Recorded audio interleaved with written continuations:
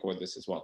Да, возможности начать обучение даже в течение учебного года. Сейчас, например, в Москве уже объявлены каникулы. По сути, в такой ситуации, конечно, нужно задуматься, а что же нам делать? Вдруг нас опять закроют на карантин, и что же нам делать, где же нам учиться? Ну, а многие в целом рассматривают такой вариант дистанционного обучения как дополнение к тому, что делают уже с российской школьной программой, да, и мы поэтому организовали сегодня встречу, чтобы получше познакомиться с одной из школ, с Aquinas International Academy, президентом и основателем, и директором, который является Джеймс Гиллен. Он сегодня с нами как раз здесь, на связи и в гостях.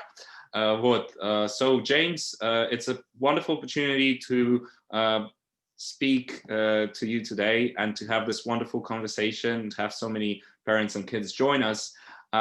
So maybe you want to say some just introductory words before we jump to the presentation. Thank you. Well, hi. Thank you, Alex. My name is Jim Gillen. I'll go by that name. And I'm very, very excited at the possibility of wonderfully opportunity here that we can offer your students, your children. And we are just absolutely delighted to have this chance to meet with you and to hear what you need and what you want.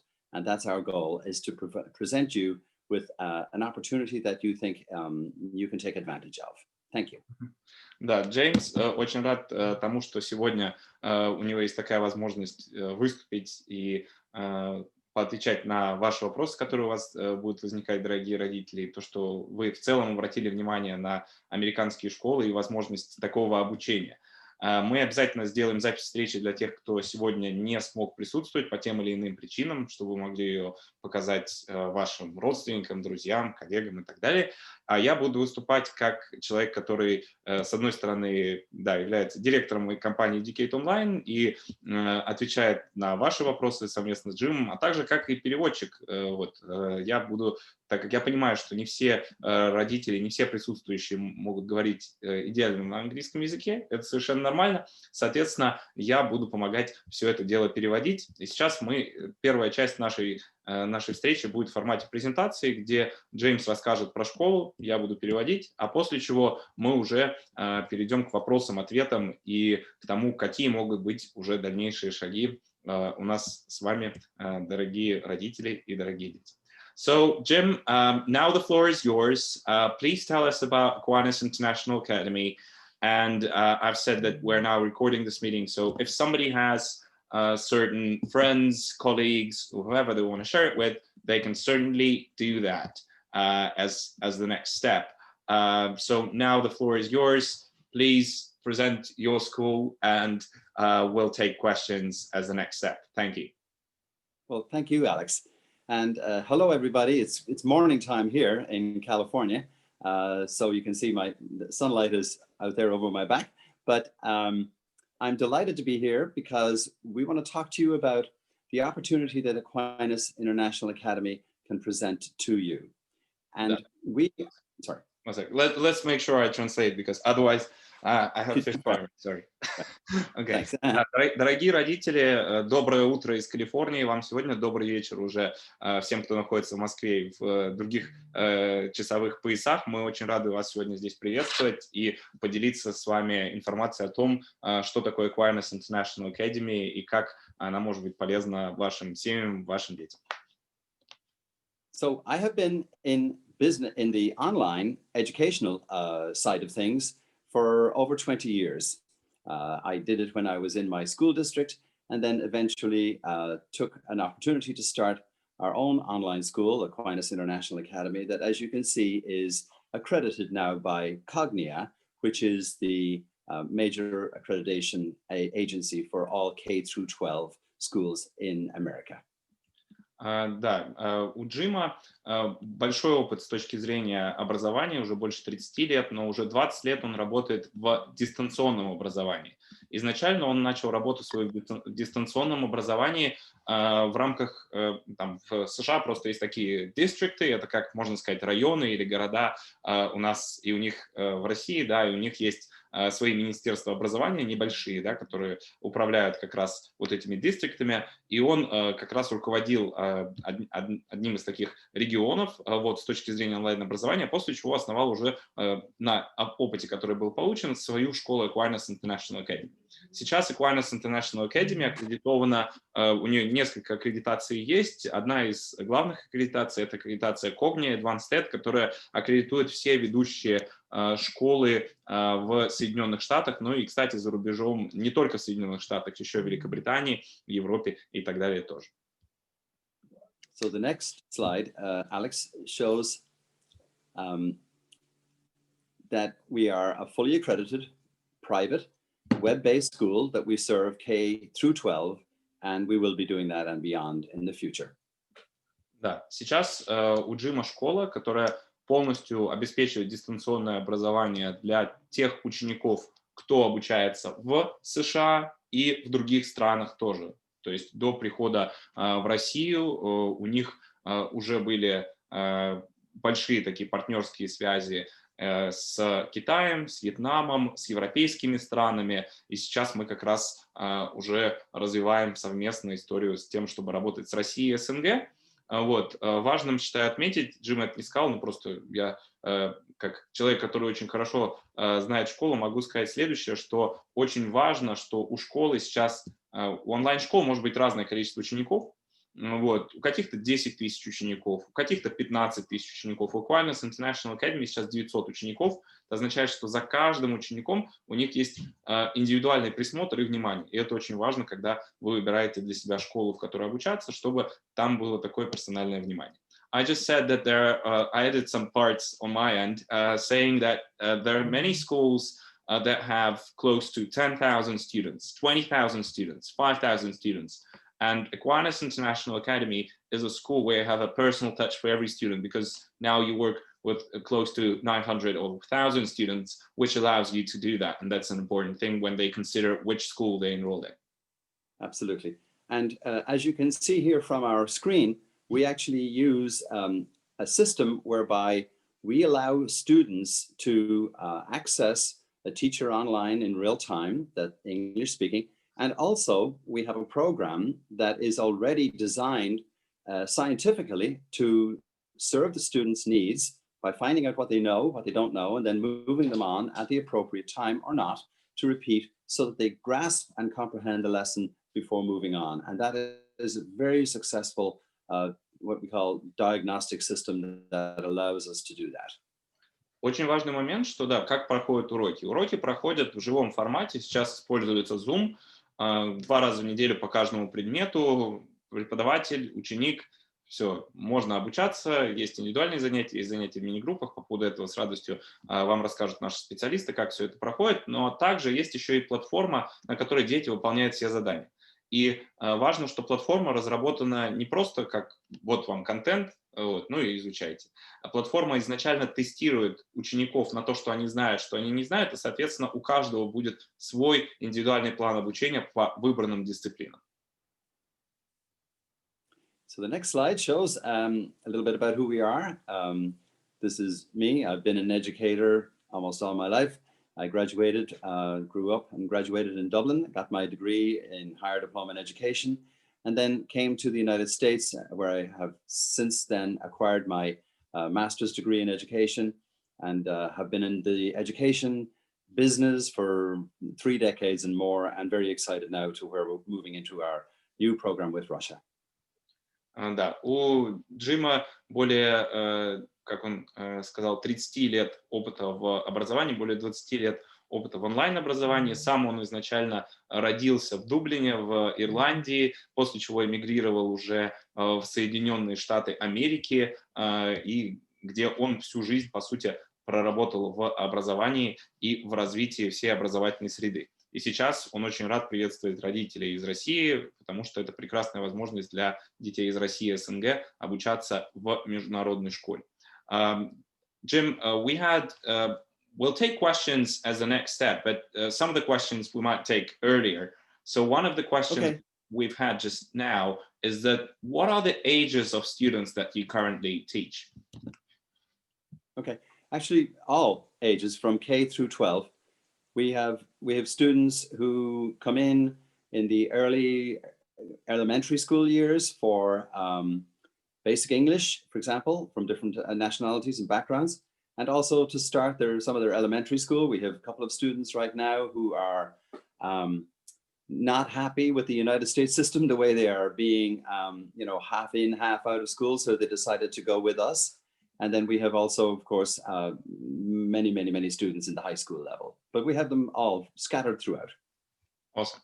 Да, если говорить про то, с каким возрастом работает школа, то это возраст с 5 или с 4 даже лет до 18-19. Соответственно, ваши дети могут пойти как в самую начальную школу, так и в подготовительную, потому что начальная школа в США начинается с 4-5 лет, да, если в России она там 6-7, да, у нас в России, а за рубежом, и особенно в Америке, это с 4-5 лет, до 18-19 лет. Спасибо вам за вопрос. Как раз был вопрос по поводу того, с какого возраста берут детей в школу. На вопросы мы обычно отвечаем чуть позже, но так как сейчас началась презентация, я думаю, что это очень актуальный момент, чтобы вы понимали, для кого эта возможность будет актуальна. Jim, please continue. And this is our vice principal, Jennifer Williams, as you know. She is one lady that is absolutely committed to giving the best education she possibly can to students all over the world, and has been doing this now for quite some years, and for the last 4 or 5 years with us. And she has dedicated her career specifically to education, and she takes care of all of the needs of the students and matches them up with the right teachers and makes sure everybody is doing everything according to the book. Awesome. Да, конечно, если говорить про руководство школы, Джим не может делать все один, соответственно, есть завуч, вице-президент школы, заместитель директора, можно так назвать, vice principal, просто такое название, которое у нас в российской школе нет, но вот суть примерно такая. И она отвечает за весь организационный процесс, за работу с учителями, за то, чтобы все уроки начинались вовремя и согласовывать все расписания, и делает так, чтобы у ваших детей был максимальный прогресс в течение всего периода обучения. И она работает с Джимом уже в порядке 5 лет над реализацией как раз проекта Aquinas International Academy. And then some of our teachers, this is our mission. We say that AIA, Aquinas International Academy, commits to an unshakable belief that all students can learn, and that if they have a caring and professional teacher in their lives, they can meet and even exceed their own expectations. And here's Kathy Rhodes, one of our teachers, one of our many teachers. And so we are very committed to that the biggest difference is to have a caring and professional teacher, adult in their lives that has an amazing impact on students forevermore. Awesome, thank you.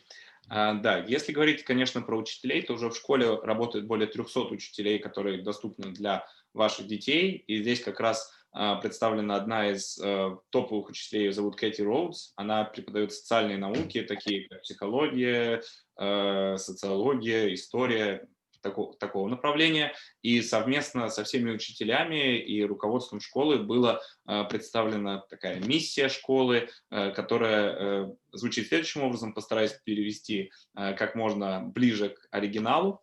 Миссия школы состоит в том, что у них есть вера, что ученики, если у них будет профессиональный и заботящийся о них учитель, они могут превзойти те ожидания, которые есть у них самих, конечно, ваши дорогие родители, ну и, конечно, соответствовать этим ожиданиям. И школа старается сделать максимум, чтобы реализовать эту миссию.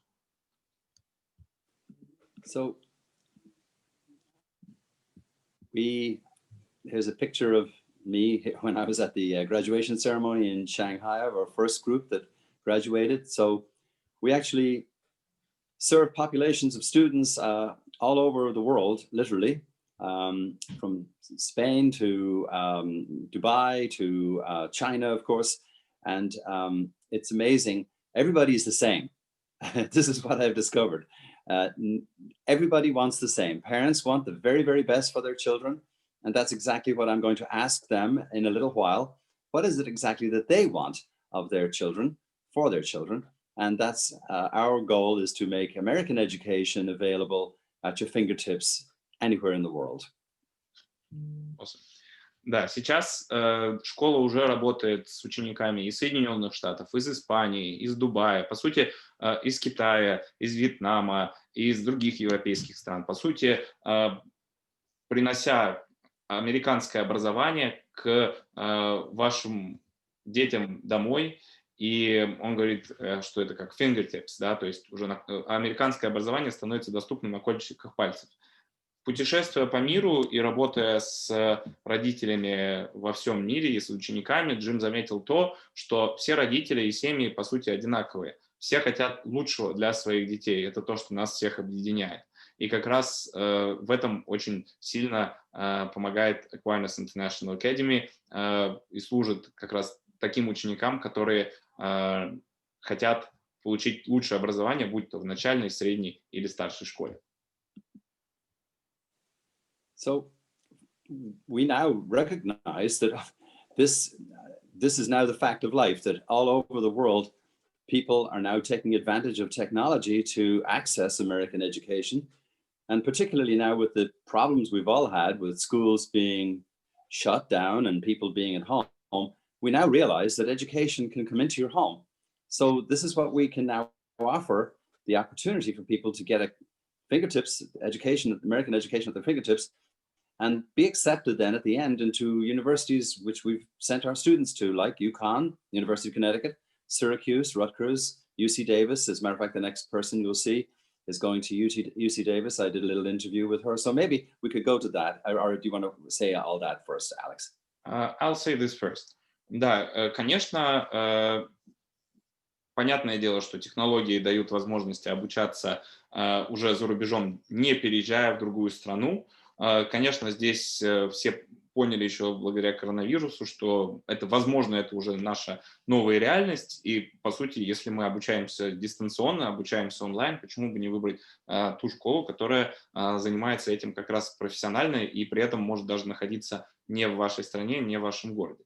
И здесь очень важный момент, что когда они начали работать с международными студентами, то с первого класса, с которым они начали работать, это было 37 человек, 2 года назад, тогда они запустили международную программу, до этого школа именно работала для учеников из США. 37 учеников, все поступили в университеты, то есть 100% учеников поступило в университеты, включая UConn, Syracuse, Rutgers, UC Davis. Если вы посмотрите, то это одни из самых топовых университетов в США, но здесь стоит отметить еще то, что школа, находящаяся в Калифорнии, это не обязательно, что у нее все преподаватели в Калифорнии, у нее могут быть преподаватели также во Флориде, в Нью-Йорке, это означает, что вам удобно с ними заниматься, они подходят по времени.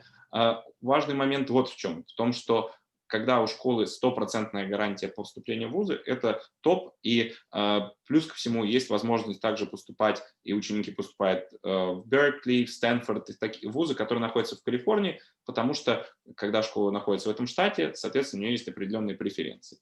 Вот, и здесь как раз есть кейс. В 2017 году девочка из Китая, она закончила полностью школу онлайн, не посещая США физически. Вот, мы с радостью потом, здесь видео просто в формате Zoom, оно не очень проигрывается, мы с радостью потом поделимся. Она уже после того, как закончила школу онлайн, она поехала в США обучаться в UC Davis. Это топовый университет с точки зрения медицины и ветеринарии. Вот, она уже поехала туда обучаться физически. So I know this slide, Jim. So I explained that she has been studying virtually and didn't set foot in the United States before she came to university. And I said that we'll send all the videos as a follow-up because on my computer it doesn't really work that well when we play them live straight away.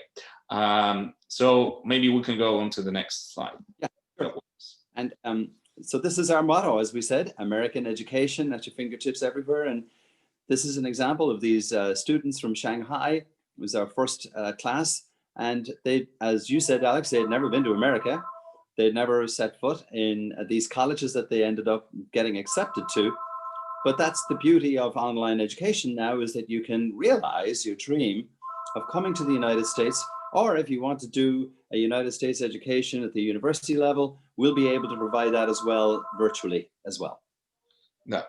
Да, и, конечно, главный концепт школы, как я уже сказал, это то, что, по сути, теперь для того, чтобы закончить школу, а, возможно, в дальнейшем университет в США, либо в другой стране, уже не нужно туда путешествовать. И здесь как раз также говорится о том, что когда дети выпускаются из школы, Джим и компания как раз из завучей школы, они приезжают в страну. Мы в этом году из-за ковида не смогли провести такое мероприятие, но обязательно для всех русскоговорящих студентов мы такое мероприятие, надеемся, что ковид уже пройдет, мы его проведем. I said, Jim, that all of the events that are like graduation and everything are very important for the families, and we'll make sure that we run one once COVID is gone or there's a vaccine or something like that. Absolutely right. So we have a pathways to our success, and it's designed for K through 12. First steps would be we teach the ESL, mastering the English language. Then you obtain an American education while you stay in your own home. You also become familiar with another culture, and then eventually that can help you reach your dreams. Супер. Да, конечно, если мы посмотрим на то, как достичь результата, как достичь, например, поступления в самые топовые вузы и так далее, понятное дело, что вашим детям может быть еще там, 5 лет, 10 лет, да, соответственно, там, 15 лет, может быть, вам еще достаточно долго идти до этой цели, но всегда, если мы посмотрим на составляющие успеха, то первая составляющая – это выучить английский язык, довести его до того уровня, когда ваши дети уже могут спокойно воспринимать предметы на языке. Вот. И как раз мы с этим помогаем изначально протестировать и понять, какой будет путь, когда мы берем английский, когда мы берем предметы и так далее. Конечно, следующая стадия – это уже взять предметы и, по сути, обучаться по американской программе. Это можно делать как параллельно с вашей российской программой, либо с вашей программой, которую вы проходите в СНГ, либо где-то в Европе, либо это можно делать полноценно. У нас 90% учеников, они выбирают такую смешанную программу, когда они обучаются и в своей стране, и еще в зарубежной школе. 10% полноценно обучаются в зарубежной школе и в русскую школу или какую-то другую школу не ходят. Вот. Также, конечно, очень важно познакомиться с другой культурой, и с этим тоже как раз школа помогает, знакомя с преподавателями, знакомя с культурой, и также организовывая общение с учениками, которые проходят у нас где-то каждый месяц-два, когда есть возможность пообщаться с учениками из других стран, и в том числе из США, и школа на это смотрит очень позитивно, чтобы дети уже вливались в американскую культуру. Ну и, конечно, достигнуть своих целей, достигнуть своей мечты. Вот, у всех она может быть своя, для кто-то хочет поступить в университет, кто-то хочет переехать, может, кто-то хочет просто знать предметы на языке, у всех свои цели и задачи. Мы, конечно же, с этим помогаем. Okay. So our first path would be the earlier, we think, the earlier that a student can start getting a hold of the English language, the better. So our first path is you discover English, you get really good at it. This was an earlier program we had in China where we were teaching actually about baseball, and our teacher was wearing a baseball hat and teaching these little groups of students how to be familiar with the terms in English and baseball. We now have also one-on-one, and we have very, very, very small groups as well. And then moving on to there, we give students the full year of language arts or reading, and there would be 2 live sessions per week with an English-speaking teacher, a certificate of completion, and then we would say, move along now to the next path, path B. Mm-hmm. Awesome. I think somebody is drawing on my screen. I don't know how to stop this, unfortunately, but it's okay. I like this drawing. One second. I'll reshare my screen. Да, конечно, все дети, как мы уже сказали, сейчас, секунду, тут просто кто-то решил порисовать. Я очень ценю то, что вы рисуете, вот, но просто сложно слайды показывать, если там... Yeah, it's okay, we're all very creative. Да, конечно, все начинается с того, чтобы изучать язык. Здесь есть несколько моментов и программ, которые доступны. Это может быть как английский язык как первый язык, английский язык как второй язык, И в данном формате дети могут заниматься в мини-группах в течение всего как раз периода там, начальной, средней, старшей школы. То есть в любом случае изначально нужно подтянуть язык, и здесь выбирается та программа, которая идеально для этого подходит. Then next step from there would be for grades 3 through 5. As you move on and get more familiar with English, we now give you the next level of language arts and reading, moving into social studies, science, with a qualified teacher and 2 live sessions a week, certificate of completion, and then moving along then to the next step.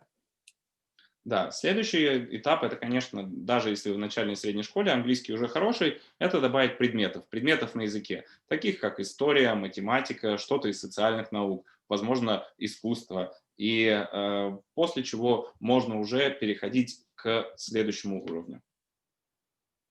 And then as students move along, we want to encourage them, if they would like to take actually a full primary certificate from us, and then moving into the next middle school, they can actually take a whole middle school diploma, if you will, or certificate from us, which would be language arts, social studies, science, mathematics, perhaps music or art or some session like that, with the 2 live sessions and the middle school diploma. So that might be of interest to some of our parents to show the progress that their children are making.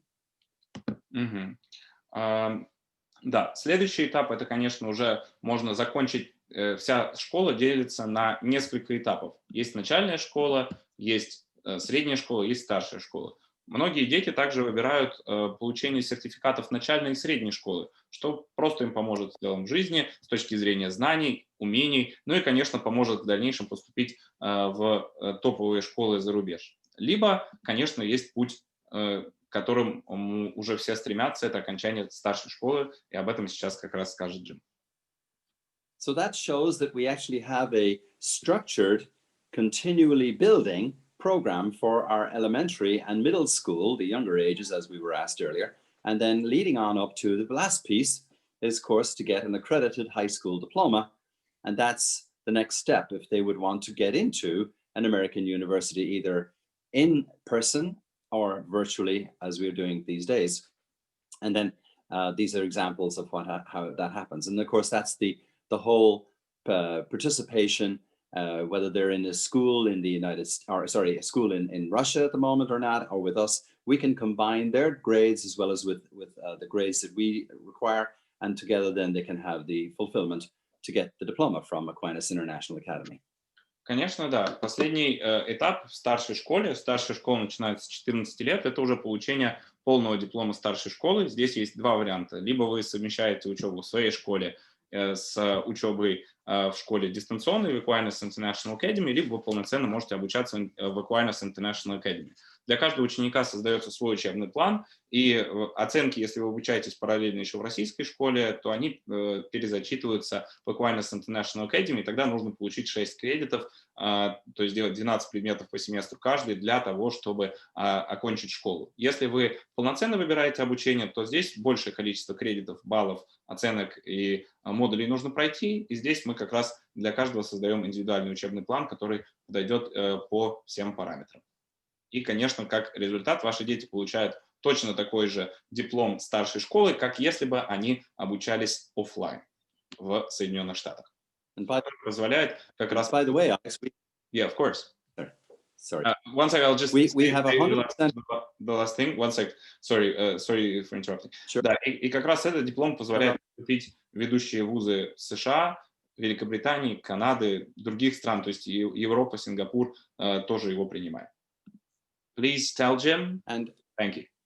Yeah, yeah, thank you. And actually, what we do is we have 100% record of getting our students into an American university, but not necessarily always the kind of university that people think is the most important. Sometimes a smaller university in a little different area would be more suited. We have students who got accepted into the Fashion Institute of Design in Los Angeles and in New York, Parsons in New York. So we cater to the needs and the desires and the strengths of the student in the process of placing and helping them become accepted or enrolled. Thank you. Да, если говорить про в целом трек-рекорд, то есть это статистика поступления в вузы, то 100% выпускников, которые выпускаются как в США через Aquinas International Academy, так и в других странах, они поступили в вузы. При этом многие слышали про такие вузы, как Гарвард, Стэнфорд и так далее. Конечно, да, многие подают туда, но при этом школа, также Джим и его команда стараются подобрать для каждого ученика подходящий вуз, который именно подойдет ученику по большинству параметров. Могу свою как раз историю чуть привести, что я обучался, например, в Великобритании, в Cass Business School, и Cass Business School мало, может быть, кто знает, но это третья там бизнес-школа именно в этом сегменте, да, в Великобритании, да, именно с точки зрения бизнеса. Поэтому здесь нужно подобрать университет, который подойдет вашему ребенку именно, и такая работа проводится. У нас как раз сегодня была встреча до этого собрания была встреча с одной из семей и с вузами-партнерами по поводу того, какие вузы поступать. Здесь проводится большая работа именно уже в старшей школе. Jim, please continue. And how we do all of this is because we can see how students are doing. This is a chart of our success zone, which is a feature of our software program that's in our platform. So we know if the student is in the success zone or staying in that range, and then we can encourage our teachers to watch this, and we maintain a look on it as well, making sure that students are in the success zone, because we understand that everybody's success is the student's success, and that's the most important thing. And parents can see this as well. This is the beauty of our system, is that we allow parents to be able to look at the impact this is having on their children as they progress. Awesome. One second, I'll translate. Да, очень важный момент для того, чтобы поступить в топовые вузы, но и в целом для того, чтобы ваши дети были еще более успешными, важно следить за их прогрессом в течение всего периода обучения. И, соответственно, когда они заходят на платформу, после недели-двух обучения у них уже начинают появляться вот в таком формате, как видите на графике, их оценки. Это мониторит Джим, это мониторит завучи, это можете мониторить как раз вы, дорогие родители. Да, кто-то продолжу рисовать, ну ладно. Вот. Это мониторит также дети. И, соответственно, если что-то, например, вот этот ученик по статистике начал там с 60%, 60 баллов, если этот ученик были произведены определенные корректировки, уже в августе у него уже 90 баллов, а это уже оценка A, которая позволяет поступать в ведущие вузы как следующий этап. So, this is our program, American education to fingertips everywhere, even in Russia, in all of the Russian-speaking countries and every place else. And we've learned from our mistakes. We've become better and better, but we're never satisfied that we're doing everything right. We are always open to ideas and suggestions, and many of the very, very best practices come from suggestions from parents and suggestions from some of our very ambitious teachers as well as our ambitious students. So this is an ongoing thing, but we are absolutely dedicated to making this successful for their children. Да, и, конечно, презентационную часть сегодняшнего собрания хотелось бы закончить словами о том, что добро пожаловать в Aquinas International Academy. Это школа, которая постоянно работает над качеством обучения, постоянно работает над тем, чтобы вы были и ваши дети еще более довольны. И при этом Джим говорит, что здесь очень важно слышать обратную связь от преподавателей, от детей, от, конечно, родителей. И, соответственно, благодаря этой обратной связи во время процесса обучения школа делает определенные корректировки и имеет этот индивидуальный подход к каждому студенту, который им наша компания и школа разделяет. Дорогие родители, у нас следующее предложение для вас, и дорогие дети тоже. Если у вас есть вопросы какие-то, то вы их можете сейчас задать в чат. При этом есть спецпредложение для детей. Если у вас есть вопросы, и у вас есть ребенок, и у вас есть вопрос, вы можете задать на английском языке, в любом формате английского языка, это здесь не обязательно какие-то нам суперуровни, то вы можете попросить, и мы обязательно сделаем так, чтобы у вас была эта возможность у вашего ребенка задать этот вопрос вживую. Вот. А если есть какие-то вопросы у родителей, Я думаю, их достаточно много, может быть. Пожалуйста, задавайте их в чате. И в целом главный вопрос, наверное, от Джима такой: какие ваши ожидания в целом от школы, когда вы туда идете, и как школа может этим ожиданиям соответствовать? То есть чего вы хотите, и какие требования вы предъявляете к школам, когда выбираете дистанционную школу, и тем самым обратная связь от родителей из России, из СНГ, русскоговорящего в целом населения, я думаю, что это будет очень полезно. So, Jim, what I've said is that if some of the kids have questions and they are ready to say them in English, we'll allow them to do that in live format. Talking about the parents, I've said that because you have also probably a lot of questions, you can ask them in the chat. And I've also asked the parents to please tell what their expectations are in terms of studying with you guys and when they choose a school. So, да, дорогие родители, или дорогие дети, если у вас есть ребенок, и кто хочет задать вопрос, то, пожалуйста, сообщите в чате. Я обязательно попрошу техническую команду сделать так, чтобы была эта возможность сделать. Вот, либо сам тут смогу нажать. Пожалуйста, да, мы будем рады вашим вопросам, комментариям в чате и тем ожиданиям, которые у вас есть с точки зрения обучения. Если есть какие-то вопросы, пожелания, идеи, то, пожалуйста, задавайте, мы будем очень рады на них ответить. Первый вопрос от Милы: присутствует ли в школе баскетбол? Но на самом деле сейчас и второй вопрос: do you have offline classes? Что означает, есть ли у вас офлайн классы? Вот. Да, и мы сейчас ответим на эти два вопроса вместе. Да. Alex, our class. No, one second. Sorry. I'll tell what the first question is, so you know what this means. So the first question asked by Mila is, do you have basketball in your school? Great question.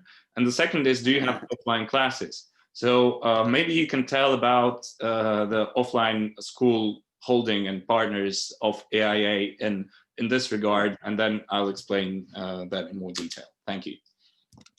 Well, we don't personally have basketball because we're an online school, but we do accept PE, and we do accept, we've had people who were equestrians taking equestrian classes, with horsemanship, and everything from that to ice hockey, etc. So we've had that in the past, and we will give transfer credits, particularly at the high school level. But personally, no, we don't have any. There isn't any place for it. But offline is actually part of what we do, because you see the student working with us in the 2 sessions per week, they have access to the program 24/7.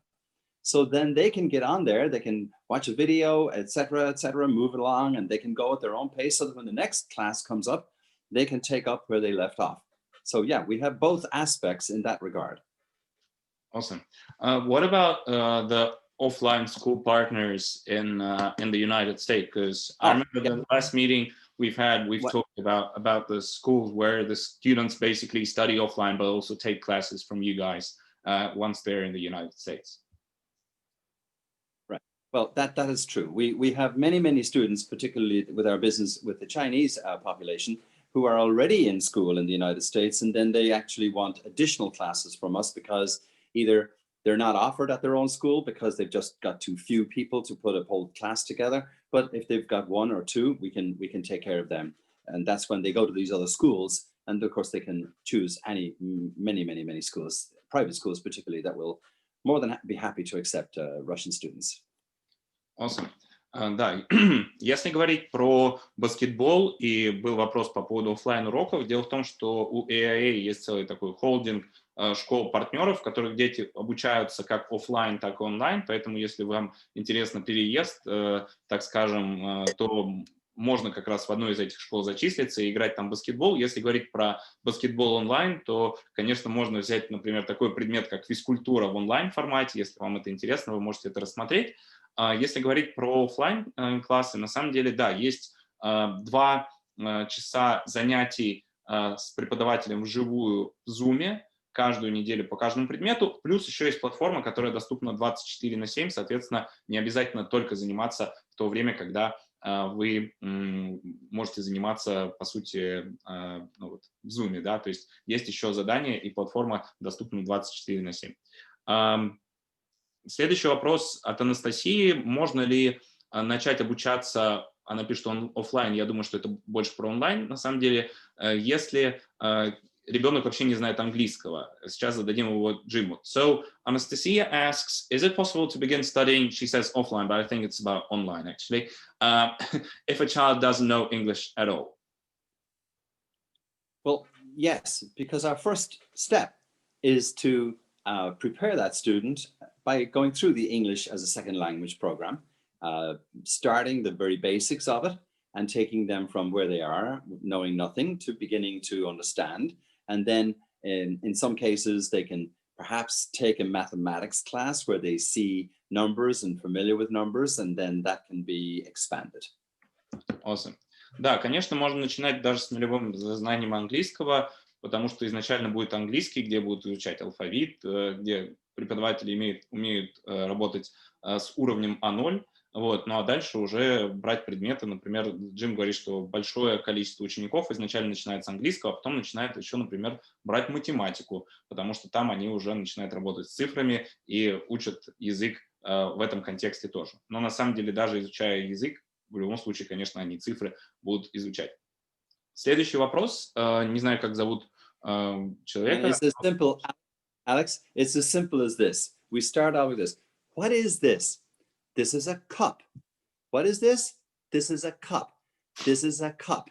Say cup. That's how we start. Начинают с базы, да, и у них есть как раз преподаватели, которые могут с таким уровнем работать и показывать что-то детям, повторять, дети повторяют, и результат на самом деле классный, то есть в течение 2-3 недель дети уже начинают что-то понимать на английском и гораздо быстрее вливаются в это. Плюс ко всему дети же, они гораздо быстрее адаптируются, да, если мы говорим про взрослых, нам гораздо сложнее учить что-то, когда дети видят, что человек не может говорить на русском языке, ну и вот адаптация происходит, также происходит в офлайне, когда мы туда приезжаем.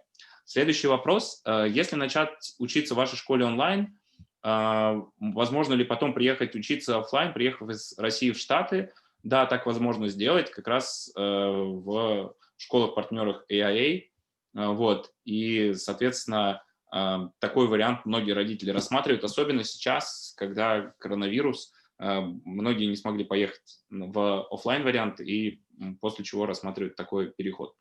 Вот. Есть ли в вашей платформе, Марина спрашивает, обучающие материалы, кроме домашнего задания? Да, есть, конечно, я сейчас этот вопрос задам Джиму. Вот.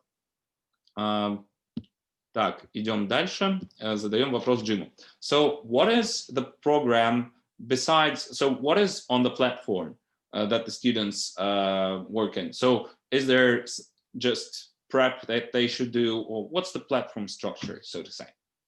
Okay, the platform structure is done, and it's actually used in all 50 states in the United States. So it's a very, very widely accepted, probably one of the most used in the whole of the country.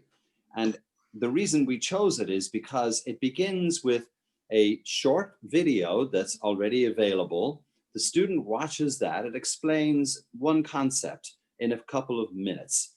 Then the live teacher that we provide walks the student through, okay, did you understand the video? Replays it, goes back over it, explains it, and then takes the concept and has them talk about it, then take some practice questions. The practice questions are not scored, so there's no fear of failure. They go through that. If they don't understand it still, there's a second video on the topic they watch. And then after that, they'll take practice questions and they'll score those. Then they go on into another topic, and then there's a quiz at the end of a certain group. And then at the end of a larger group, there's a unit test, and that's how they move along. It's like almost like the chapters of a book in school, but now it's piecemealed, put together with a video basis for each one. Да, если говорить про структуру платформы, то там есть помимо домашних заданий, есть обучающие видео, которые вы можете смотреть в любой удобный момент, и также тексты, квизы, соответственно, там большое количество обучающих материалов. По сути, это весь учебник был перенесен в онлайн, такой формат, да, то есть был учебник, стал онлайн учебник. Соответственно, вот с чем мы сейчас имеем дело, потому что учебники в формате, как они были раньше, они уже так не работают. Вот. Анастасия, я ваш вопрос пропустил, извиняюсь, сейчас увидел. Можно ли ознакомиться с программой курсов, например, Science, то бишь наука, посмотреть, как именно проходит урок? Да, конечно, можно. Вот. А по поводу, как проходит урок, мы сейчас Джима попросим, чтобы мы уроки записали и вам показали. Вот. So one of the questions, I've missed that question, I'm really sorry for that, but now I see it, is how the parents want to see how the lessons are run and whether they can view some recordings. So, Jim, the request from us to you is, given the parents' consent, let's record some of the lessons and share them and show how things are made. Yeah, absolutely. And as a matter of fact, you can see some of the ones that I sent you from China. Yeah. The US examples of students well. there. Yeah. Да, да, мы с радостью предоставим вам записи. Если, дорогие родители, если вам нужны записи или нужна какая-то еще информация, я поставил ссылку в чат со своей стороны. Вы можете оставить просто заявку, чтобы с вами менеджер связался. И таким образом вы сможете задать вопрос, и вам обязательно вот это пришлют, чтобы вот такая обратная связь, по сути, не была потеряна. Если мы обещали, например, прислать записи, то это означает, что мы их пришлем. Вот. Пожалуйста, ставьте заявку по ссылке, и мы обязательно это организуем. Потому что здесь в Zoom мы не видим там ваших контактных данных точных, мы видим имя, но у нас, может быть, несколько, например, Анастасии зарегистрировалось. Соответственно, лучше всего, если вы оставите заявочку, и менеджеру сообщите, и вам все дадут. Вот, идем дальше. Какие предметы, спрашивает Екатерина, основные при сдаче экзаменов в 11 классе? И сколько предметов нужно сдавать в обязательном порядке? Окей, если, Екатерина, вы обучаетесь в США параллельно с российской школой, то вам нужно сдать 6 кредитов, да, из них будет 2 кредита, то бишь 4 семестра, займет английский язык, 1 кредит – это история США, либо экономика плюс политика, и 3 кредита на выбор. То есть вы можете 6 предметов по семестру взять вам на выбор, и на самом деле здесь нужно оценить, какие у вас есть пожелания, какие у вас есть, так скажем, уже данные, да, и с радостью наши менеджеры и академические коллеги Джима смогут для вас подготовить тот учебный план, которым вы будете следовать для того, чтобы выпуститься из школы. Вот. Мила спрашивает, как и когда можно попасть на офлайн обучение в американскую школу. Но смотря в какой стране вы находитесь, если вы в России, Мила, то сейчас визовый центр закрыт, и мы будем следить за развитием ситуации. Но, возможно, на следующий год учебный получится. Возможно, да, то есть нам бы хотелось, конечно, чтобы было и онлайн, и офлайн возможность. Пока что онлайн – это единственный вариант. Надежда спрашивает, темп обучения индивидуальный? Да, темп обучения индивидуальный. Это означает, что если мы делаем задания на платформе, мы их делаем все, ну, так скажем, с разной скоростью. Но при этом, если говорить про занятия, есть занятия в мини-группах от 3 до 6 человек. Ну, там менеджеры с радостью подскажут вам, какие форматы есть. Есть еще индивидуальный формат, он стоит чуть дороже. Вот, и здесь вы можете выбрать тот темп, который вам подойдет, но это делать лучше уже по результатам предварительного тестирования.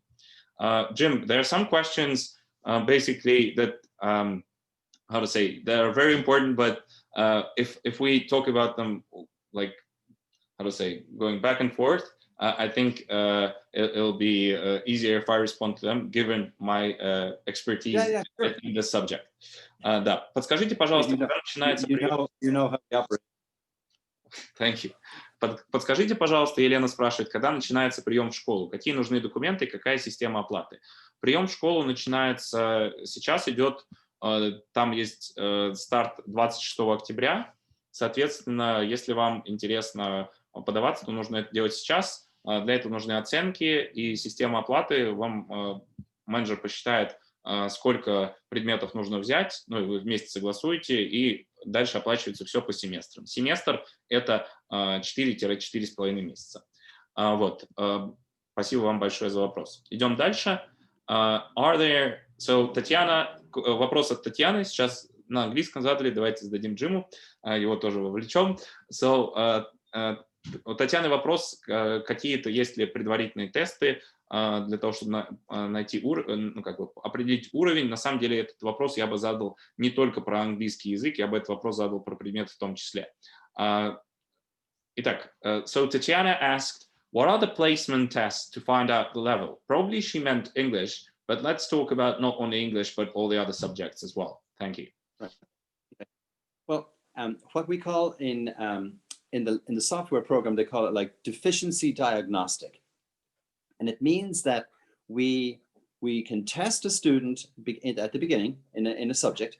It will then place the student at the appropriate level, meaning we've had students, for example, who will come to us and they might be unfortunately come to us from another country. They've been in not too many schools. They're 2 or 3 years behind. So we can place them despite their age, which you can't do in an online school. I mean, in an offline school, it's very hard to do that, to put somebody of a certain age in a smaller, with younger children. We can put that person in that group that's targeted exactly at their level and then move them along as fast as they wanted to move. We can actually do that, which means that it's completely goes against what all their thinking maybe is of how the traditional classroom structure works. Online is completely adaptable and flexible.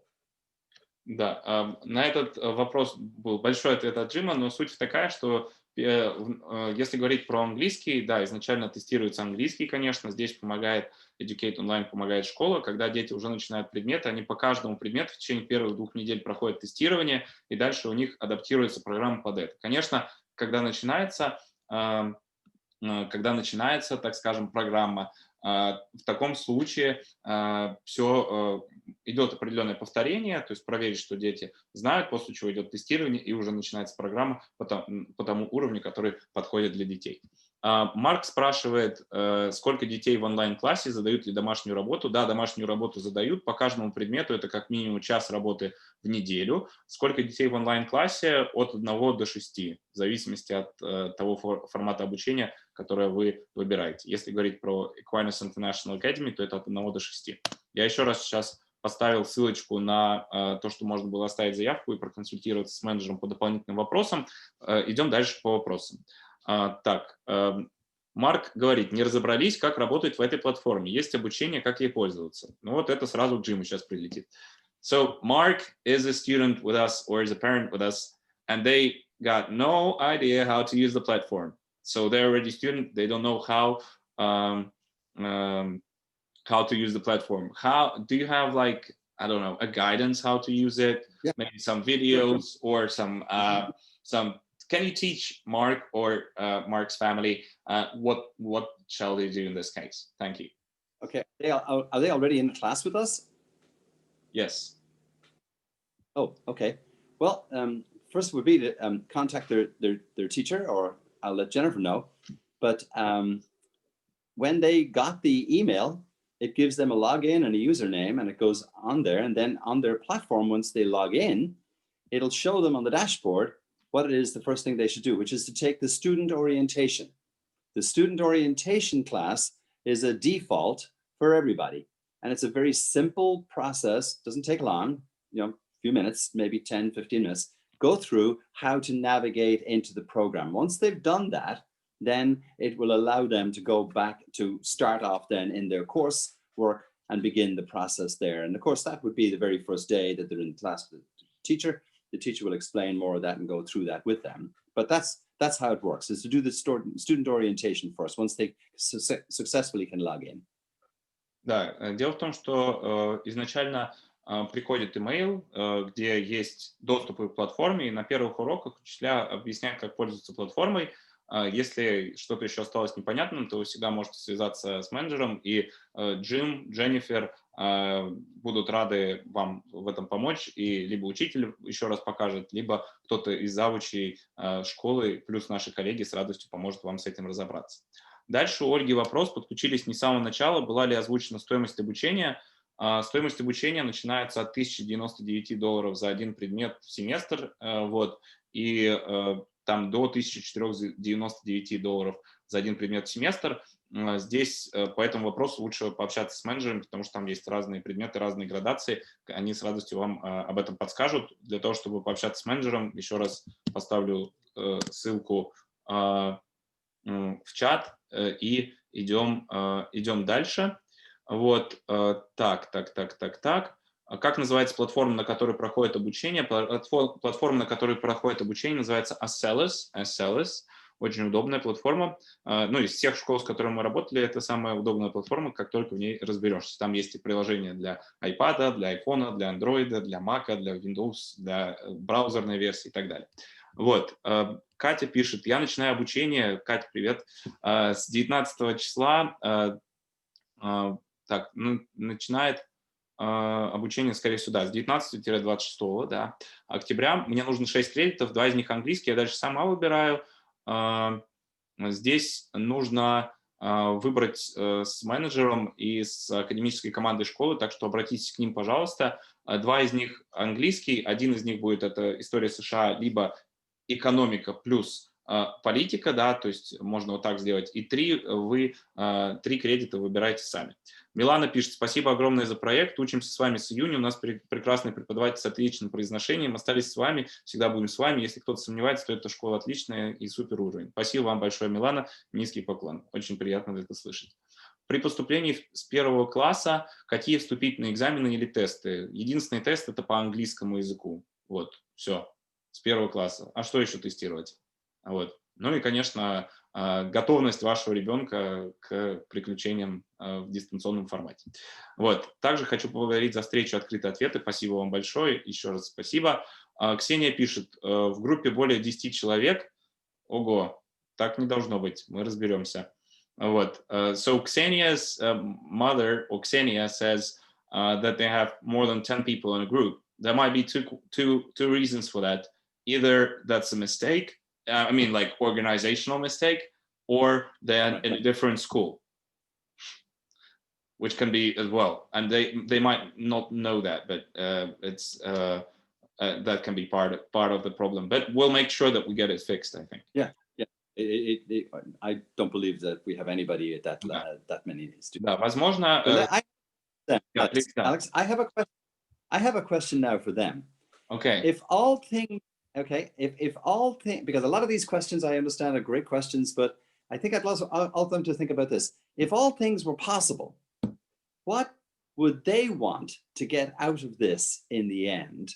What do all of these people, why did they come, many of them this evening to this session? What is it they're hoping this could lead to if everything was possible for them? Tell them I asked that. They don't have to answer it right now, but I'd like to know. I'll definitely answer. One second, I'll talk. First of all, I'll make sure that those that are 10 in a class that get sorted. Да, я вижу, что Антонина пишет больше 6 человек в группе, и если у вас 10 человек в группе, то мы обязательно с этим разберемся. Вот Джим это сказал. Вот, и действительно так оно и будет. Возможно, так как какие-то предметы изначально стартовали в школе в Virtual Schools of Excellence, после чего ученики были переведены, возможно, это еще в процессе как бы трансформации, так скажем. Вот, мы с этим обязательно разберемся. Спасибо большое, что написали. Вот, и обязательно Джим обратил уже на это внимание. Вот, также Ксения пишет, что student orientation is in English. Okay. Да, дело в том, что ориентация для студентов на английском по платформе, мы обязательно эту ориентацию переведем. Наша команда как раз над этим работает, и у нас есть такая девушка Евгения, которая как раз работает над тем, чтобы все материалы были удобны для учеников, так что мы обязательно это переведем. У нас вопрос от Джима вам, дорогие родители и дорогие ученики. Вопрос звучит следующим образом. Представим, что все возможно, вообще все вот возможно, да, все в мире возможно, все в жизни возможно, все с точки зрения обучения возможно. Чего бы вам хотелось, то есть какую цель вы ставите, чего хотелось бы достичь, к чему хотелось бы прийти. Вы сегодня уделили большое количество времени, на самом деле, сегодня нам, и уделяете такое большое внимание образованию ваших детей. Вот. Вот. Образованию ваших детей, я, извиняюсь, отвлекся на вопросы, что хотелось бы вам достичь, что было бы идеальным таким результатом или желаемым результатом? Можете, пожалуйста, написать в комментариях, чтобы мы могли этим поделиться с Джимом, и он это продолжил реализовывать в своей школе. Так вот, а я пока... I asked them the question. Let's look at the comments. Let's look at the comments. Maybe I hope we get some answers. I hope. Let's see. Yeah. So, да, диплом по окончании высылают прямо в страну проживания или сначала в Москву. Я из Украины, Одесса. Одесса, привет. Я очень люблю Одессу, прекрасный город, люблю Украину тоже. Вот, там часто бываю, много друзей оттуда. Вот, присылают вам в Одессу. Добро пожаловать. Если у нас будет большое количество учеников из Украины, мы и там graduation тоже проведем. Не смогли посмотреть урок на платформе. Давайте этот вопрос мы решим, технический момент, видимо. Инна пишет: добрый вечер, мой ребенок занимается с сентября. Вопрос методики обучения непонятен. 20 минут из урока они смотрят видео. Для чего, если это можно посмотреть как ДЗ? Давайте зададим Джиму. So, feedback from Inna, and her child is studying with you with you already. So 20 minutes during the lesson, they watch the video. And they don't like that because that should be homework. They should have a live session, and that's what they say. They should have a live session with the teacher where the teacher explains all the stuff, and then they can watch the video as homework. Because 20 minutes from the lesson are occupied by that thing which they don't need. Okay, well, that's an opinion. My thought sometimes too is that when you see experiments being done that are already pre-made and pre-done on the screen, that's an opportunity to see it professionally being demonstrated, and then the teacher can stop it and doesn't have to watch the whole video nonstop. You can stop and say, now, do you understand that? And the teacher can actually go through it. That's basically what should be, not just letting the whole 20 minutes be done, nonstop. It's a great opportunity for the teacher to use it as a teaching aid. Да, дело в том, что когда речь идет про видео, то, например, если записан какой-то эксперимент или еще что-то, то они могут это показывать. При этом я попросил Джима, чтобы были уроки как можно более, как сказать, не используя эти видео, чтобы можно было это посмотреть после. So, Jim, I think based on the feedback, we can get different feedback from parents, and we just need to make sure that we act on that feedback. That's what we do. We will. Yes. Yeah, we will. We will. Да, спасибо большое, что сказали. Да, и этот момент обязательно будет проработан. Okay, следующий. Oh, now we have some interesting bits and pieces that come together. So I'll read first in Russian, and I'll translate into English what the parents want as the next step. Great. So, да, and Алиса I'm going пишет. to write it down. Please do. I'm going to write it down. So and the previous point about writing. Previous point about the lessons and everything. Make sure that you take note of it as well. Yeah. Thank you. Because I promise that we'll look into that. Алиса пишет, что хочет дать ребенку возможность не только получить впоследствии диплом об окончании школы, но дать возможность познакомиться с американской культурой, общения и стилем обучения.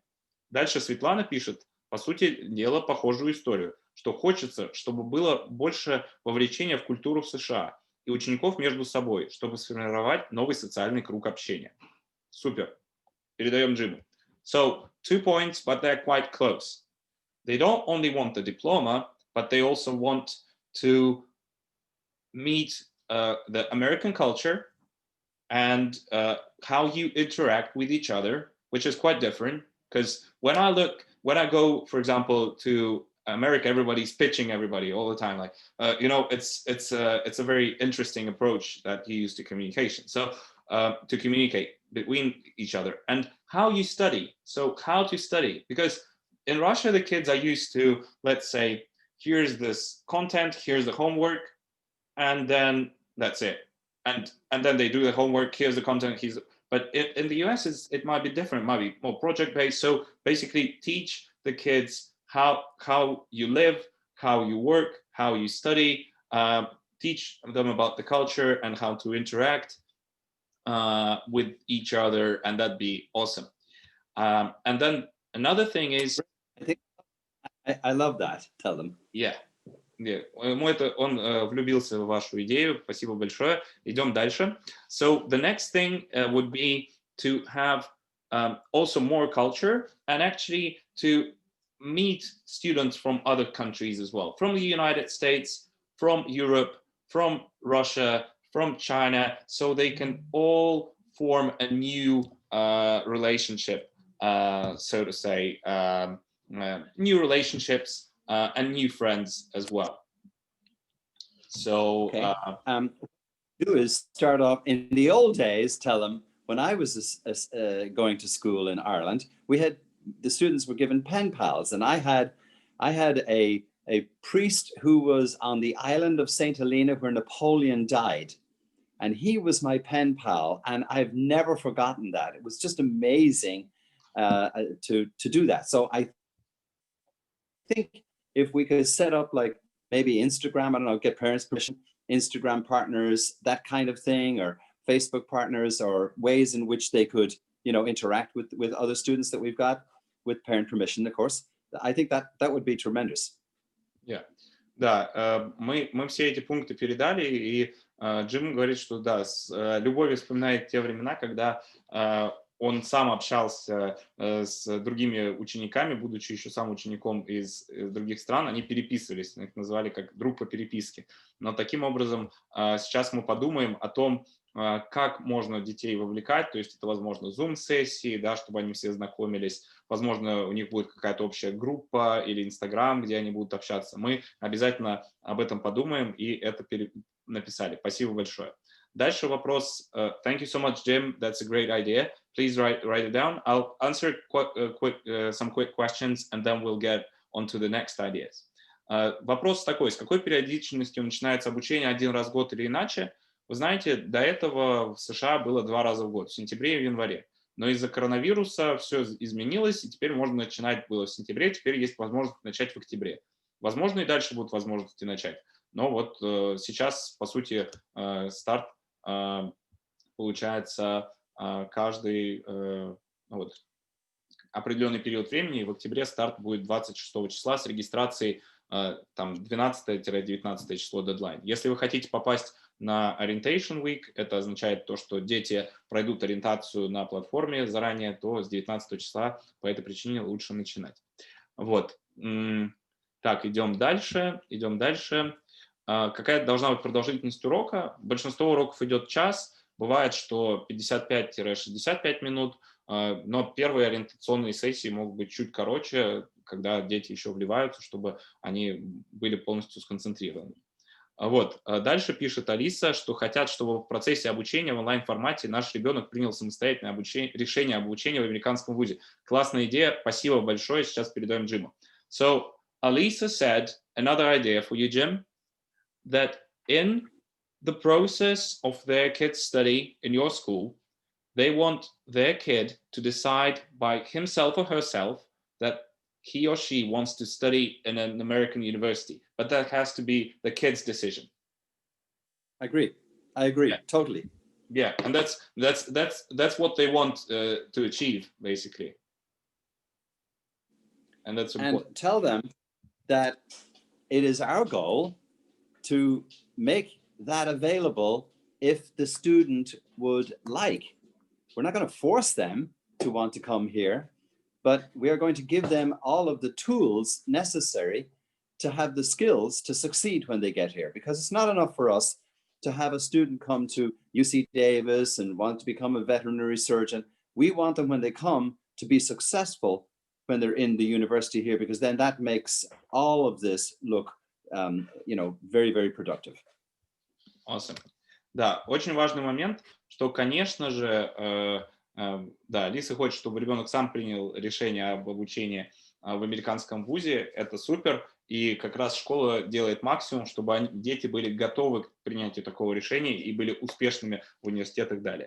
Дорогие родители, если есть еще какие-то вопросы, мы продолжаем на них отвечать и продолжаем читать ваши идеи. Обязательно эти все идеи передавать Джиму. Сегодня у нас такая прямая линия связи. Это очень супер. Такой удобный формат. Мне очень нравится. Я думаю, что еще он продлится у нас минут 10-15 максимум, потому что у Джима есть определенные встречи по академической части, которые нужно посетить.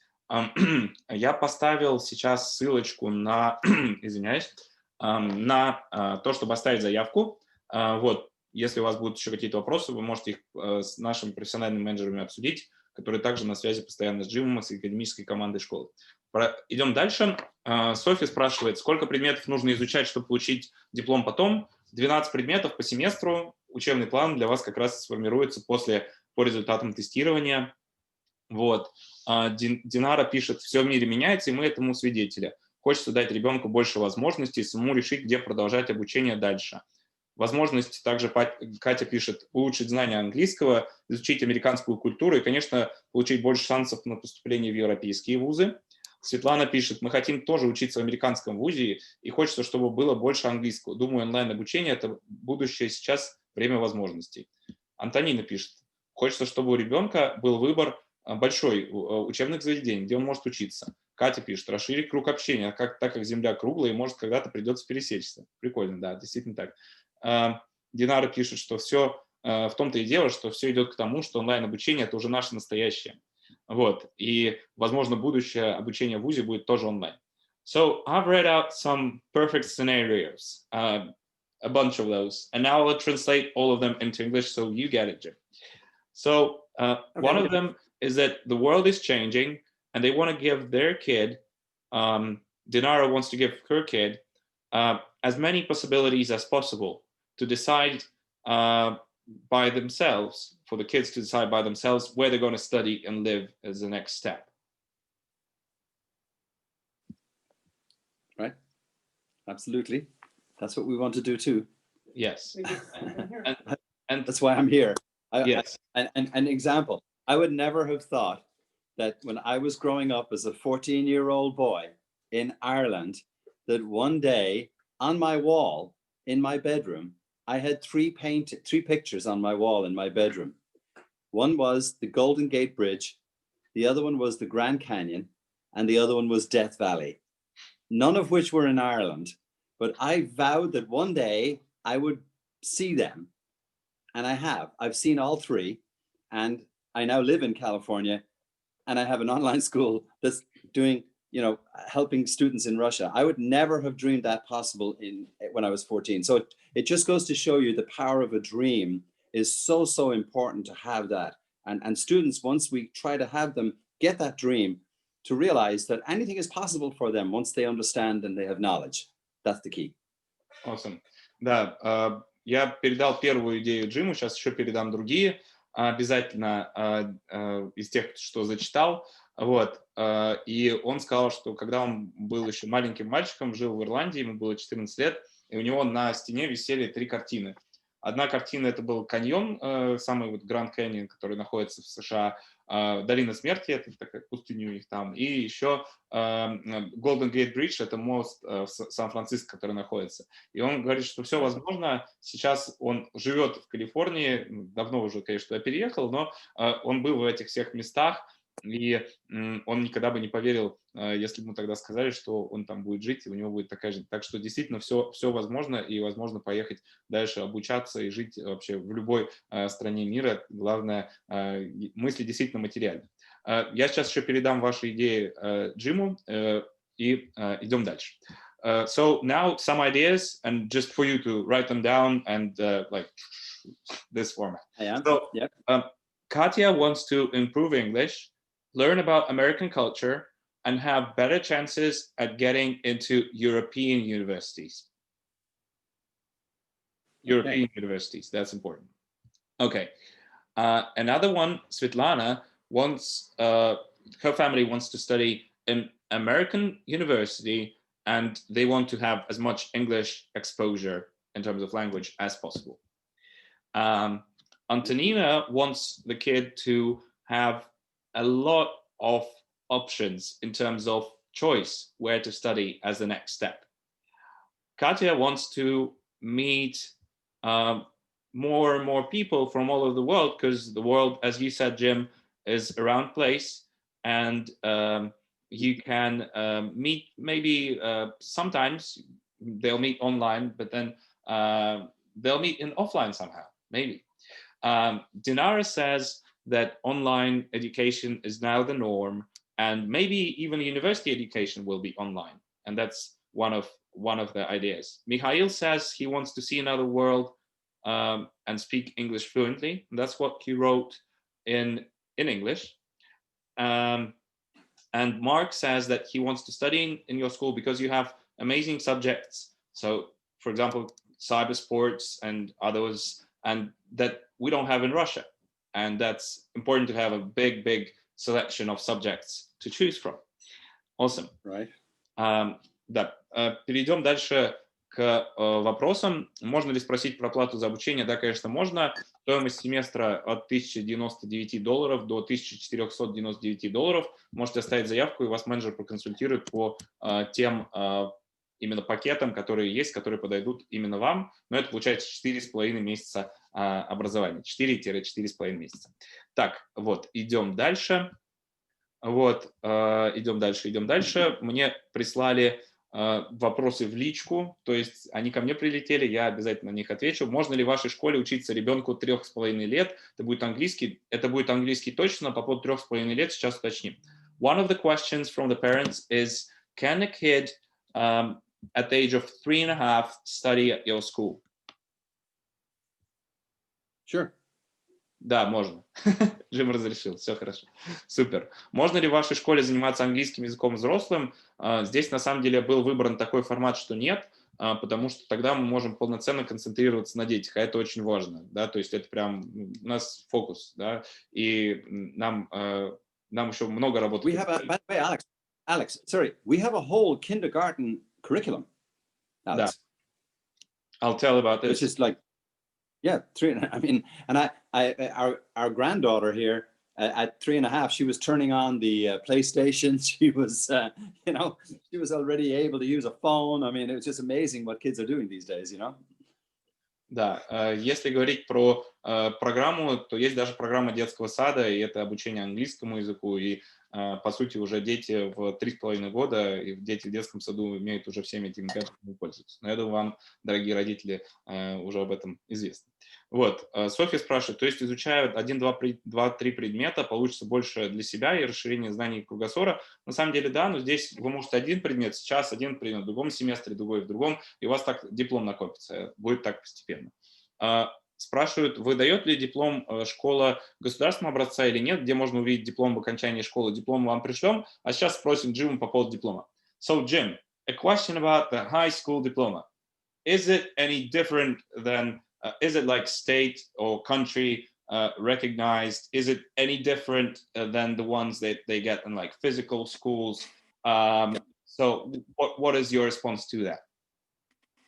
It's exactly the same. It is exactly the same. It is no different. We offer the exact same courses. That's why our students who take them get into American universities. That's the obvious answer is they meet the A through G UC requirements. They meet the requirements for the College Board for all of our advanced placement courses. So yeah, they're fine. All of them. Awesome. Да, переведу. Да, если говорить про диплом, то он ничем не отличается от тех школ, которые, точнее, от тех дипломов, которые дети получают при очном образовании в США, поэтому дети и поступают в университеты. Они соответствуют всем требованиям и конкретных штатов, и штатов таких, как Калифорния, там, Нью-Йорк, Флорида, самых. И, конечно, всем стандартам, которые называются College Board, A through G, это главная аккредитующая организация в Соединенных Штатах. Вот, идем дальше. Так, Марк пишет, я хочу учиться у вас в школе, потому что только у вас есть предмет по киберспорту, в России нет таких предметов. Действительно, в американской школе более 70 предметов доступно. Конечно, чем старше, тем больше предметов доступно. Соответственно, этими возможностями стоит пользоваться. Вот, предполагаются ли поездки учеников в США на практику или в летние лагеря? Да, предполагаются, если границы откроют. Мы обязательно сделаем летние программы, которые будут оффлайн. Практика не уверен, но именно летние лагеря, где можно практиковать язык, то есть работать не обещаю. А вот обучаться, пожалуйста, обязательно будет организовано. Вот, и идем дальше. Да, можно сделать, да, летние лагеря, и мы как раз организовываем это в партнерстве со школами. И может ли школа поспособствовать участию в американских соревнованиях по легкой атлетике? Хороший вопрос, честно, не знаю ответа, давайте спрошу. So, one of the questions we've had just now, one sec. Thank you. Now we have you back here. Awesome. Yeah. I muted because we had something going on in the background. Yeah, it's okay. That happens. So one of the questions, one of the ideas is actually to organize something in the summer for the kids to come to US physically and to have an English immersion experience and to do all these sorts of things. And I said, yeah, we can do that. We've actually done that. We've done that in the past. Да, Before, то есть before. до этого уже школа до ковида организовывала как раз такие сессии, когда ученики приезжали и делали это в свое каникулярное время. Можете ли... Oh, sorry, Jim. I started asking you a question in Russian, but you don't Actually, Alex, one of the things that we've done in the past is we've run a young entrepreneur camp for early, elementary school students to go through a project, and they're fantastic what they come up with. So we do that in conjunction with UC Irvine. So that's a great program that we would love to be able to have again. We had to suspend it this year because COVID. But that's what we've done those in the past. And then they go to baseball games, and they go to Disneyland, and they go to the beach, as well. Да, как раз лето — прекрасная возможность приехать в Калифорнию, и школа делает программы на лето в партнерстве с лучшими университетами, такими как, например, UC Irvine, где они делали не просто английский, а делали возможность сделать свой бизнес-проект. Вот. Так вот, это можно сделать. Вопрос по поводу способствовать участию в американских соревнованиях по легкой атлетике сейчас задам. И пойдем дальше. Вот. Может ли школа способствовать? Okay. So can you assist helping the kids to go into, this athletics like light athletics? I don't really know what's the real name of that sport in English, but athletics. So if the kid is really good at athletics, can you help that kid to get into some athletics competition in the United States? Well, what we can do is, for example, my grandson, I helped him get into a small college in Kansas on a golf scholarship. It was a Division II school, but it was a full scholarship, and it paid almost everything that he needed to pay. And now he has gone back, and he is the varsity golf coach at that school. So that's an example of how we can help students if they have the ability in a they're Olympic athletes, or they're very, very skilled at some athletic program. We can help them get into a college that would offer that, if that's what they're asking, Alex. Yeah, I think it's a bit different, but I'll explain. The main thing is the same. С точки зрения того, что школа делает, то школа может помочь поступить в вузы на полное финансирование, если вы занимаетесь каким-то спортом на достаточно продвинутом уровне, то есть с этим с радостью школа поможет. Если говорить про участие в соревнованиях, то здесь нужно обратиться, и мы постараемся сделать все возможное со стороны нашей компании, со стороны школы для того, чтобы вам в этом помочь. Вот. В каком городе находится школа? Город Лос-Анджелес. Есть ли в школе офлайн ученики? Дело в том, что школа Aquinas International Academy, она объединяет в себе, так скажем, офлайн школа является такой надстройкой с точки зрения онлайн-школы, то есть у них есть школы-партнеры по всем штатам, где учат офлайн, а они, по сути, их обучают онлайн. Ну вот, такой у них формат. Вот, дальше задавала вопрос про диплом. Является ли диплом государственного образца, но не услышали ответ из уходящего звонка. Бывает. Вот, повторяем ответ, что, конечно же, диплом точно такой же, как и ученики получили бы, если бы обучались в школах в США очно, да, и, соответственно, они могут в дальнейшем поступать в ведущие вузы мира и Соединенных Штатов, добро пожаловать, поэтому они и поступают, ну вот, поэтому такая статистика. Марк спрашивает, будут ли еще интересные предметы по созданию игр или соревнований на эту тему в школе? Планируется? Да, конечно, планируется. По поводу предметов точно, по поводу соревнований постараемся. Дорогие родители, давайте еще мы ответим на 1, 2, 3 вопроса, которые у вас есть, и будем уже потихонечку закругляться на сегодня. Вот, сейчас, может быть, Джим еще что-то прокомментирует, и мы очень благодарны вам за то, что вы нашли сегодня время и задавали столь интересные вопросы. Я еще раз на всякий случай оставлю ссылку для того, чтобы в чате вы могли оставить заявку, вот, чтобы с вами обязательно связался менеджер и организовал вам, так скажем, помощь, да, с точки зрения подбора программ, проконсультировал и экспертно помог.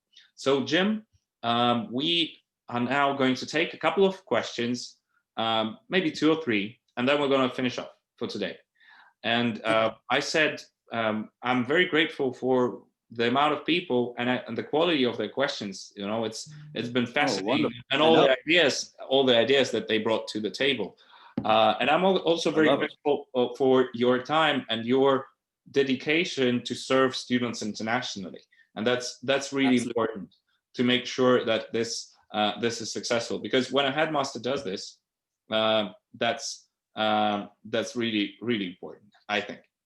Да, я поблагодарил также Джима за то, что сегодня он, дорогие родители, да, сказал, что благодарю вас за ваше время и за ваше внимание сегодня. Также поблагодарил Джима, потому что когда директор школы выходит на связь, отвечает на все вопросы, все идеи записывает, именно в таких школах стоит учиться. Это означает, что школа отзывчивая, школа будет подходить индивидуально каждому ученику. И я очень, честно говоря, благодарен Джиму за ту работу, которую они делают, и за то старание, которое у них есть для того, чтобы помочь студентам русскоговорящим. Потому что, понятное дело, есть весь мир, но все-таки мы русскоговорящие, украиноговорящие, Казахстан, Белоруссия, те, кто живут в Европе, у нас свои пожелания, свои хотелки, и нужно, чтобы они были удовлетворены. Соответственно, мы над этим как раз и работаем. Сейчас еще один, наверное, вопрос или два, и будем закругляться.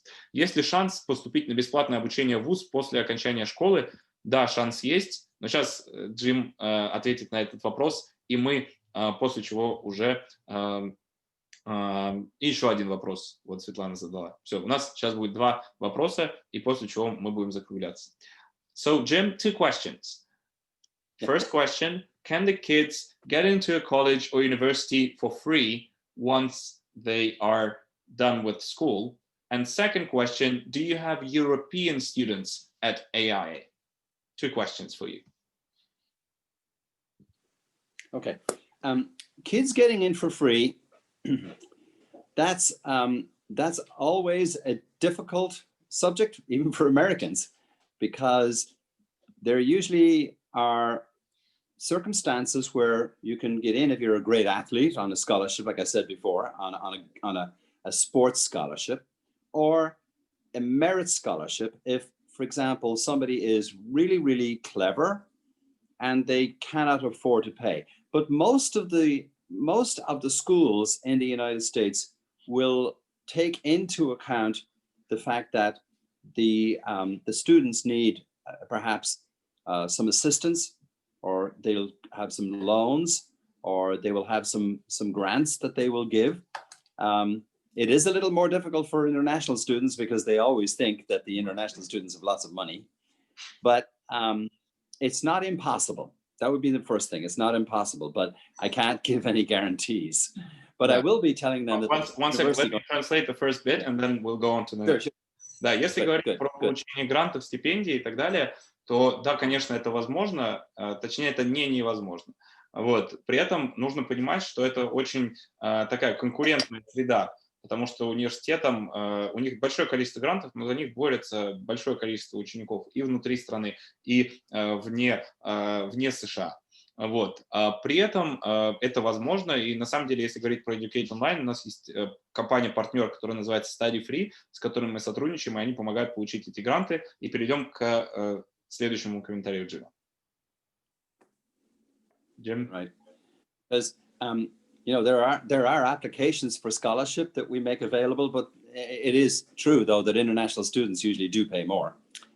But one of the reasons I can talk to them about that is that we're going to be offering an online university of our own in another next year or so, and that will be a very, very reasonable price that we can give to students to take courses with us, particularly the first 2 years. And then if they take the first 2 years with us online, they can transfer to a college in the United States, and then they can only have to pay for 2 years there.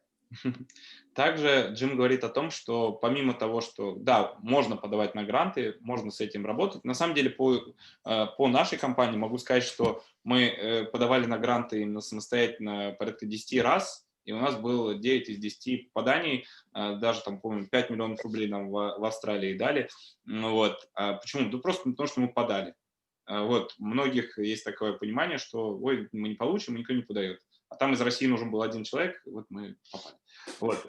Соответственно, здесь очень важный момент, что нужно подаваться, а другой момент, то, что Aquinas International Academy сейчас это школа, но также на базе школы будет открыт университет, в котором можно, например, будет проучиться первые 2 года университета и потом перевестись на офлайн в США и, соответственно, платить не за 4 года в США за обучение, а, например, за 2 года в США именно за офлайн обучение в ВУЗе, и можно просто вот так вот переводиться. Сейчас еще последний вопрос, который я вижу, это по поводу в школе учатся ли европейцы, и будем закругляться. So, Jim, last but not least, do you have any European students at your school? Yes, I've only got one. Our little girl in Spain. That's all we have for the moment, because frankly, the Far East, like, I put it that way, Russia, Asia, they're the people who really, really want to come to the United States and have a big, big desire. Dubai maybe as well, yeah. So maybe, in Dubai, right. But maybe it'll Indonesia, Dubai, Vietnam, and so forth. It'll change though, India now, we just are ready to go into India. So it'll change as our, the word gets out. Sure. Да, если говорить про европейцев, то да, они всегда учились, но сейчас есть один студент из Испании, вот, просто происходит набор, как раз их будет больше, но то, что видит сейчас Джим, что когда школы вернулись, открылись, то очень большое количество учеников поступает из как раз России, из Дубая, Вьетнам, Индонезия, Китай. Сейчас спрос есть больше здесь. На самом деле, думаю, что к концу октября количество именно тех, кто из Европы, оно точно увеличится. На самом деле, Educate Online тоже компания, которая выходит не только на российский, но также и на европейский рынок. Вот. Так что в ближайшем будущем количество европейских студентов станет еще больше. Ну что ж, дорогие родители, мы с вами здесь провели очень продуктивный 1 час 40 минут прекрасного общения. И хотелось бы поблагодарить вас еще раз.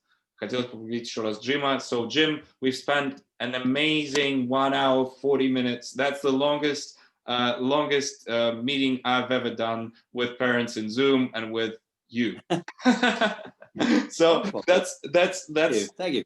That's been an amazing. Thank you so much, Jim. It's a pleasure to speak to you and to work with you and with your school.